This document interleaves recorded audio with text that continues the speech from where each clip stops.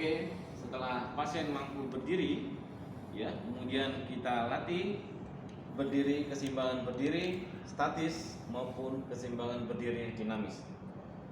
Keseimbangan berdiri statis kita cara melatihnya dengan pasien dikondisikan dengan postur yang tegak lurus, ya, kemudian tangan di samping badan, kemudian dipertahankan posisi seperti ini selama 30 detik sampai 1 menit, atau itu merupakan tes Romberg, ya, Romberg test, yaitu dengan cara merapatkan kedua kakinya, ya, kedua kakinya, ya, kemudian tangannya bisa di samping badan, ya, bisa juga dengan melipat di depan, ya. Tapi karena lengan yang kanan itu masih lemah, maka kita posisikan posisi di samping badan saja, ya. Kemudian kita pertahankan, kita suruh pasien untuk mempertahankan selama 30 detik, ya. Ini merupakan Romberg test. Keseimbangan bagus apabila pasien bisa mempertahankan selama 30 detik, ya, tanpa jatuh. Walaupun ada sedikit goyang, tapi pasien masih bisa berusaha untuk mempertahankan posisi badannya. Oke. Nah, kemudian untuk keseimbangan dinamis, ya, kita buka renggangkan kakinya selebar bahu, ya. Nah, pada posisi seperti ini, ya. Kemudian untuk statisnya juga bisa kita berikan dorongan ke arah depan, ya. Kemudian ke belakang, kita suruh pasien untuk mempertahankan posisinya ke samping kiri, samping kanan, balik lagi ke depan, dorong ke belakang, kemudian ke samping kiri, ke samping kanan. Oke. Kemudian setelah itu keseimbangan dinamis, kita suruh pasien untuk mentransfer berat badannya dari sisi yang sehat sebelah kiri, kemudian ke sisi yang sakit ke sebelah kanan, transfer berat badan, gantian ke kiri, kemudian ke kanan, dan pasien diinstruksikan untuk bisa mempertahankan keseimbangannya, ya, kiri kemudian ke kanan. Oke, sekarang lurus. Sekarang posisi memutar badannya, putar ke kiri, ya. Oke, kemudian putar ke kanan, ya, putar ke kiri, sekalian lehernya diputar, kepalanya. Oke, putar ke kanan, iya. Oke, cukup. Nah, sekarang kita akan mengajarkan pasien untuk melangkah, ya. Pada saat melangkah, tungkai yang hendak melangkah itu harus bebas dari beban, sehingga kita harus mengajarkan dulu pada pasien untuk mentransfer berat badan.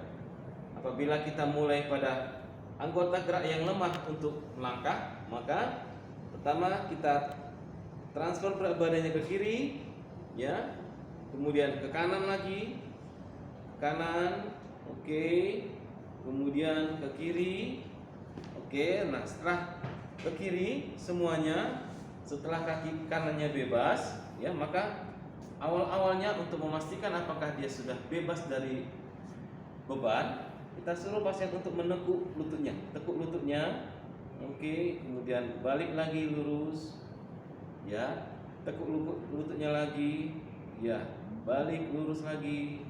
Nah, sekarang tumpuan di sebelah yang lemah, oke. Sekarang kaki kiri tekuk lututnya, ya, luruskan lagi, tekuk lututnya, oke, luruskan lagi, iya, oke. Ingat, pada saat melatih pasien, fisioterapis harus berada di sisi yang lemah, ya. Nah, setelah kita melakukan latihan untuk menekuk lutut, nah, sekarang kita melatih untuk melangkah pada kaki yang lemah, yaitu kita pindahkan berat badan ke sisi yang sehat, ya. Kemudian jangan terlalu miring. Kemudian kita suruh pasien mengangkat kaki kanannya, langkah. Nah, pada saat melangkah kaki kanan, kita fiksasi pinggulnya, ya, kita fiksasi, kita berikan dorongan sedikit ke arah bawah dan belakang, itu untuk memfasilitasi sehingga pasien bisa melakukan gerakan melangkah ke depan begini, ya. Oke, kita ulang. Oke, sekarang berat badan ke kiri, ya, kita tekan pinggulnya, angkat kaki kanannya langkah, ya. Oke, nah setelah kaki kanannya melangkah, kemudian pindahkan berat badan ke sisi yang lemah ke depan, kemudian balik lagi ke sisi yang kuat ke belakang, ya. Kemudian ke depan lagi ke sisi yang lemah. Oke, setelah semua berat badan ke sisi yang lemah, kemudian disuruh kaki yang sehat untuk melangkah maju, iya, ya. Oke, selanjutnya setelah maju ke depan sini, kita pindahkan berat badan ke sisi yang sehat, kemudian berat badannya pindahkan ke sisi yang lemah, kemudian ke sisi yang sehat lagi. Oke, kemudian kita instruksikan pasien untuk mengangkat kaki kanannya. Kita fiksasi pada pinggulnya, angkat, langkah, iya, dan begitu seterusnya. Yang penting dalam hal ini adalah bagaimana pasien bisa mentransfer berat badannya seluruhnya ke tungkai yang menumpu, dan tungkai yang melangkah itu harus bebas dari beban supaya dia bisa melangkah dengan baik. Fasilitasinya adalah untuk yang lemah, pada saat kaki yang lemah itu melangkah, pelviknya harus kita fiksasi dan kita berikan tahanan sedikit ke arah bawah dan belakang, ya. Kalau tidak begitu, maka pasien cenderung akan melangkah, coba mundur, ya. Pasien cenderung akan melangkah, ya, maju, dia melangkah seperti ini, langkah lagi. Nah, ini salah, ya. Yang melangkah yang benar itu adalah pada saat mau melangkah yang kanan, kita fiksasi, angkat, ya, posisi begini, rotasi ke sana, ya. Kemudian maju yang kiri, rotasi ke sini, ya. Ini sini, ya. Ini ke sana, ini begini. Kalau melangkah itu seperti itu, oke. Jadi pastikan bahwa pelviknya itu tidak maju pada saat tungkai yang lemah melangkah, pelvik yang lemah itu tidak maju, tapi tetap stabil, fix, ya. Sekali lagi, coba, ya, angkat kaki kiri, ya, seperti ini, kanan, ya, lurus ke depan sini, ya, ya, maju lagi, ya, seperti ini, ya. Gerakannya pada saat kaki kanan maju, pelviknya sedikit agak ke belakang, itu untuk memfasilitasi supaya fleksi hip bisa bergerak secara selektif. Oke, demikian latihan untuk kondisi stroke, baik itu secara pada fase flexit maupun fase recovery dan residual spastik.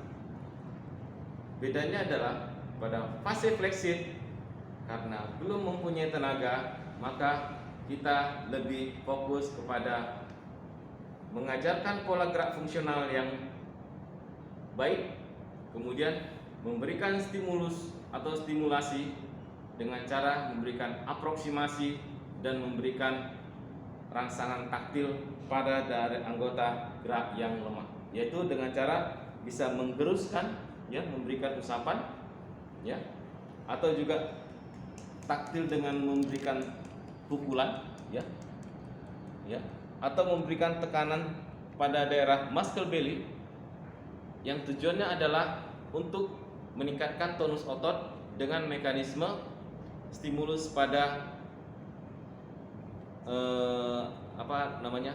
Golgi tendonnya, ya, Golgi tendonnya, sehingga apabila terjadi tekanan pada Golgi tendon dan pada muscle belly-nya, maka tonus itu akan meningkat. Ya.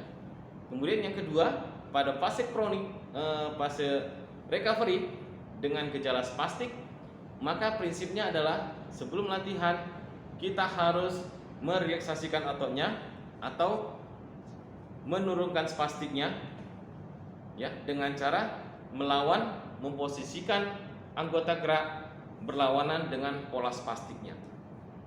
Pada umumnya pola spastik pada ekstremitas atas adalah fleksi, ya, fleksi untuk elbow, ya, kemudian adduksi pada shoulder, ya, kemudian endorotasi, ya, pada shoulder dan adduksi, ya.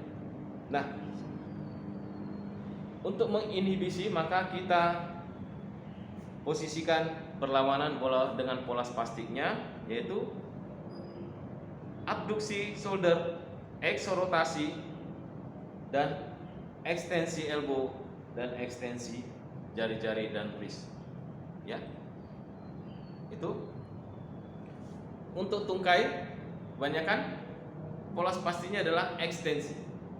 Ya, sehingga harus kita inhibisi dengan memberikan posisi semi fleksi, ya. Dan hipnya adalah eksorotasi.